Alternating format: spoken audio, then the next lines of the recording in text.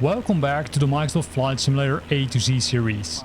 The absolute guide where we break down every essential flight simulation concept from a beginner level all the way up to advanced aviation mastery. Today we have reached a massive milestone in our alphabet journey. We are looking at the letter W from Whiskey. And there is no single element that impacts your flight planning, air performance and physical pilot workload more dynamically than weather. Whether you are a brand new virtual pilot who just wants a calm, clear sky to practice basic stick and rudder coordinates, or you're a desktop captain setting up a high-fidelity airline approach into a low-visibility, storm-lashed airport, mastering the atmosphere is what separates casual gamers from true aviators. In this extended episode we are going to deep dive. We will start with the foundational click and fly basics of atmospheric control, scale up to the complex mechanics of real-world flight planning and wind correction, and finish with expert-level tactical weather, radar operations and anti-ice systems management. Let's get into it. Let's kick things off with level 1, the foundations of controlling your environment. When you first launch into Flight Simulator, you aren't locked into whatever environment the world throws at you. By moving your mouse to the top bar, you can click on this nice weather panel. It's the cloud. This tells you which weather is currently active. As you can see, currently the live weather is active, which means it will use the weather Flight Simulator received from the outside world. So it should be, I would say, pretty realistic, although there sometimes are delays. However, if you prefer to customize your weather, you can also do that by moving this box to the left. And then you see a lot of options. You see the live weather, but you also see a lot of weather presets. Some of these weather presets are coming from specific aircrafts like the Aerosoft A346, but the clear skies, few clouds, scattered clouds, broken clouds, high level clouds, overcast, rain, etc. are the default ones. But of course you can also create your own weather. How cool is that? Because maybe you would like to have some, I would say, lightning, like a light thunderstorm, but maybe you want to customize that light thunderstorm, like I did here. You can see that if you select it, it will directly change the weather. You have settings over here where you can change the precipitation, the snow depth, the lightning, the temperature and the pressure. And if you click on those individual cloud layers, you can kind of configure the clouds, right? Cloud coverage, broken in this case, 50, density, scatter, altitude, top and bottom, where you can define cloud layers. And here are those cloud layers, right? 1, 2, 3 cloud layers as you can see. And per cloud you can configure the kind of coverage as well as the density, the scatter and the top and the bottom. Besides that, you can configure the wind. So you can configure the wind, ground 271, wind from 271, that's the direction and the speed. And by moving this angle over here, I can simply change the direction and you can see directly adjust. I can increase the speed of the wind. And if you would do that, let me do that by now changing it to, for example, east and then setting it to really hard. You will see that the aircraft will start moving. Might be a little bit hard to see, but here you can see what happens. So directly change the weather so you can try it out while on the ground and then save it as a preset and then use it while flying into Flight Simulator. But of course watch out that you're not making it, let's say, really bad. If for example you want to change the weather again to the clear weather, you simply go to the preset and search for the clear skies and then select it. The nice thing is that the tarmac in this case stays wet, but of course will dry up really soon. But this gives you really cool view as you can see. But how do you know which value to type in? Well, I also tricked it by using AI. Because if you make screenshots of this and then describe AI to say, hey, provide me this kind of weather, it will tell you exactly what you need to do.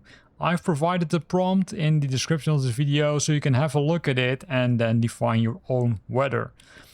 By the way, there are two things which you need to keep in mind. There's the AGL and the AMSL. AGL stands for above ground level and AMSL stands for above mean sea level.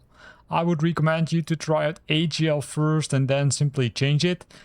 The reason that this is different is, I would say, if you would select AGL, you will likely see clouds on a different level compared to AMSL because the altitude is then calculated differently. So keep that in mind while configuring your custom weather.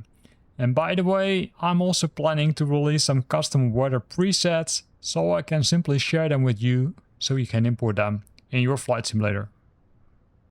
Now let's move up to level 2. The transition from a casual flyer to an advanced simmer, you have to stop looking at the weather as just pretty graphics and start treating it as vital operational data. Real pilots rely on standardized text-based reports called METARs, which stands for Meteorological Aerodrome Report. They look like an encrypted wall of text, but once you know the code, it tells you a complete story. But where can you find the METAR report? Well, in Flight Simulator 2024 you can simply open the EFB, and when you click on the airport you can click on more info and then look at the METAR. In this case, within Flight Simulator 2024 the weather is already decoded, but in the older version, Flight Simulator 2020, it has not been decoded, but there are a lot of tools on the internet where you can decode it. Also in SimBrief the METAR data is also available. Also in SimBrief you will find the METAR data. But what does it mean? Well, let's try to decode it.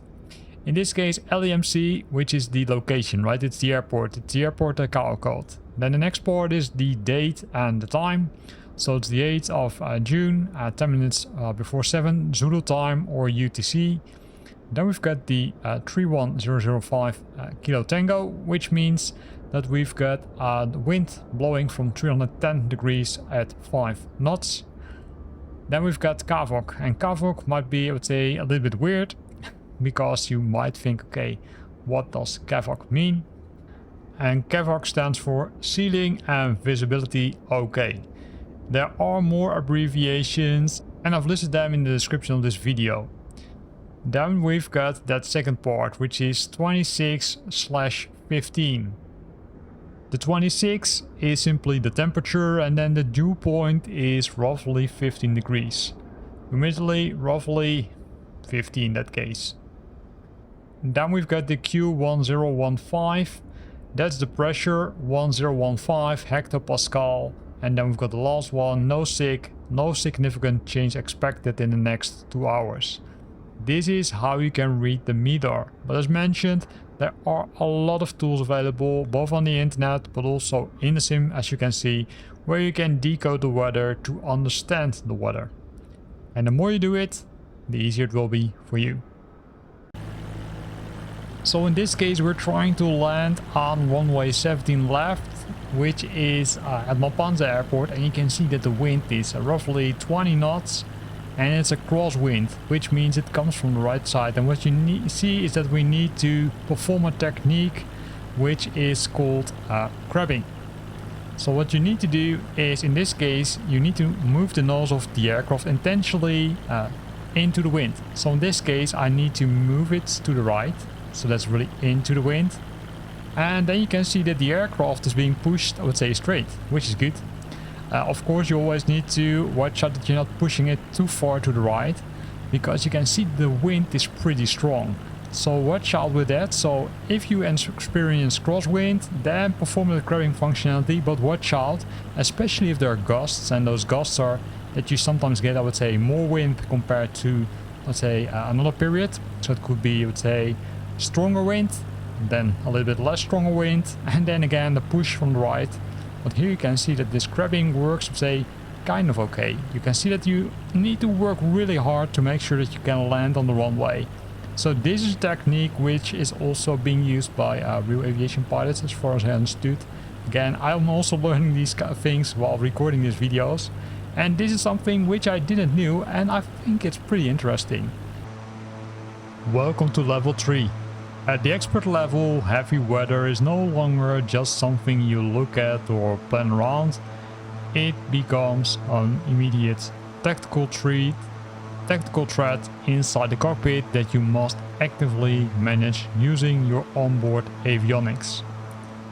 When you find yourself trapped inside the solid instrument meteorological conditions, meaning you cannot see anything outside your windows, your primary line of sight becomes your onboard weather radar, or WXR, or Whiskey X-Ray Romeo.